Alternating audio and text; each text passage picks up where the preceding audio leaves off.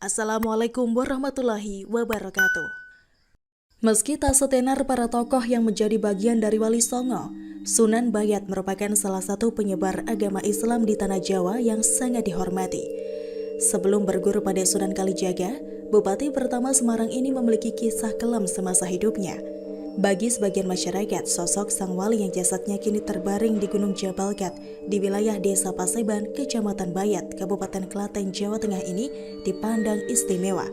Karena itu, makamnya nyaris tidak pernah sepi dari peziarah. Ada keyakinan bahwa siapa saja yang menjalankan laku ritual di tempat ini, maka segala yang diharapkan akan terkabulkan. Keyakinan itu tidak lepas dari riwayat hidup sosok Sunan Bayat yang semasa hidupnya dikenal sebagai seorang yang kaya raya. Salah satu juru kunci kompleks makam Sunan Bayat, Sambudi menuturkan, nama Sunan Bayat sebenarnya adalah Ki Ageng Pandanaran. Beliau adalah Bupati Semarang yang pertama yang semasa hidupnya dikenal sangat kaya. Hanya saja karena kekayaan itu, Ki Ageng Pandanaran akhirnya lupa diri. Dia begitu mendewa-dewakan harta. Tiap hari yang dilakukannya hanyalah mengumpulkan harta sebanyak mungkin. Salah satunya adalah dengan menaikkan pajak dari rakyatnya.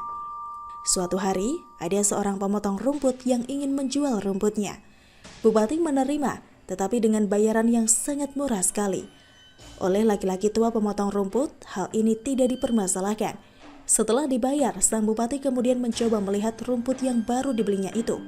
Dia senang karena rumput itu memang bagus kualitasnya. Namun alangkah terkejutnya dia karena di dalam ikatan rumput terdapat beberapa keping emas. Sontak, hal ini membuat dia gembira. Bahkan kejadian itu berulang sampai beberapa kali. Namun pada suatu hari, saat laki-laki tua menjajakan rumputnya, dia tidak mau dibayar, melainkan meminta supaya beduk masjid kabupaten dibunyikan. Tak ayal, sang bupati marah karena merasa dilecehkan laki-laki itu. Melihat Ki Ageng Pandanaran marah, laki-laki tua itu tenang saja. Bahkan dia kemudian mengatakan tidak butuh uang. Kalau saja mau, dia bisa mendapat emas yang lebih banyak hanya dalam satu cangkulan. Ucapan itu makin menambah geram Ki Ageng Pandanaran, sehingga dia lantas menyuruh laki-laki tua itu membuktikan ucapannya. Bila ucapannya benar terbukti, maka Ki Ageng Pandanaran bersedia mengabulkan permintaan laki-laki tua itu. Dengan disaksikan para pejabat dan prajurit kadipaten, pria tua itu pun meraih cangkul untuk membuktikan ucapannya. Benar saja, dengan sekali cangkul, tanah di pendopo terangkat dan terlihatlah bongkahan emas berkilauan. Bupati tertunduk menangis dan sungkem di bawah kaki laki-laki tua. Apalagi setelah mengetahui bahwa dia adalah Sunan Kalijaga, maka dia memutuskan untuk mengabdi sebagai murid. Dan Sunan Kalijaga mengatakan kalau sang bupati ingin jadi muridnya, maka dia harus menemuinya di Gunung Jabal Gat. Karena itulah Ki Ageng Pandanaran kemudian memutuskan untuk meninggalkan rumahnya dan memilih menyusul Sunan Kalijaga untuk menebus segala dosa yang telah dilakukannya. Dalam perjalanannya menuju ke Gunung Jabal Gat, banyak ujian yang harus dihadapi Ki Ageng Pandanaran. Salah satunya adalah ketika ia diadang dua perampok yang pada akhirnya justru menjadi murid kesayangannya. Dua orang itu adalah Syekh Domba dan Syekh Kewel. Tidak hanya itu, Ki Ageng Pandanaran juga sempat menjadi pembantu di sebuah warung serabi demi menyambung hidup. Bahkan keberadaan Ki Ageng Pandanaran makin meningkatkan rezeki si pemilik warung. Tiap hari dagangannya selalu habis diserbu pembeli, padahal sebelumnya tidak. Dari situ akhirnya banyak yang beranggapan bahwa Sunan Bayat bisa membantu membuka pintu rezeki. Sehingga saat dia mulai mendirikan padepokan di Gunung Jabal Gat, dari hari ke hari pengikutnya makin banyak.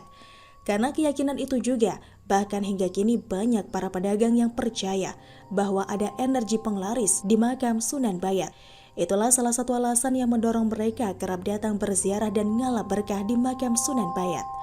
Tidak hanya itu, ternyata ada cerita menarik lainnya di makam Sunan Bayat.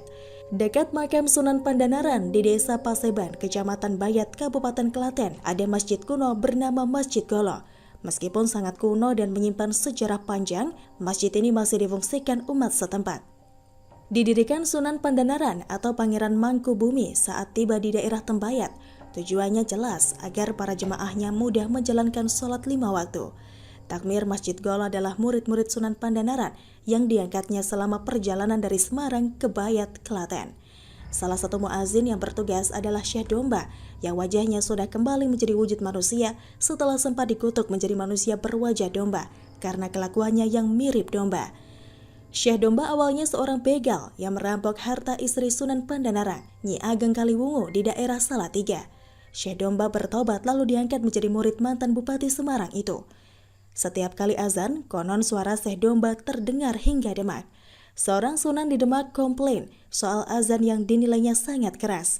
Sunan itu meminta Sunan Pandanaran agar memindahkan masjid agak ke bawah bukit supaya tidak terlalu keras azannya. Masjid itu lalu dipindahkan dari puncak Bukit Jabalkat ke bawah dekat Gua Maria. Azan pun tak lagi terdengar sampai Demak. Proses pemindahan masjid pun termasuk unik. Ada beberapa versi cara Sunan Pandanaran memindahkan masjid. Salah satunya menarik masjid dengan benang. Namun ada cerita lain yang menyebutkan masjid dipindahkan hanya menggunakan ujung jarinya. Sampai sekarang, masjid yang di atas bukit masih sering dikunjungi peziarah untuk melihat petilasan Sunan Pandanaran saat di Klaten. Semoga video ini bermanfaat. Silakan tinggalkan jejak Anda di kolom komentar. Terus dukung channel ini dengan klik subscribe dan share.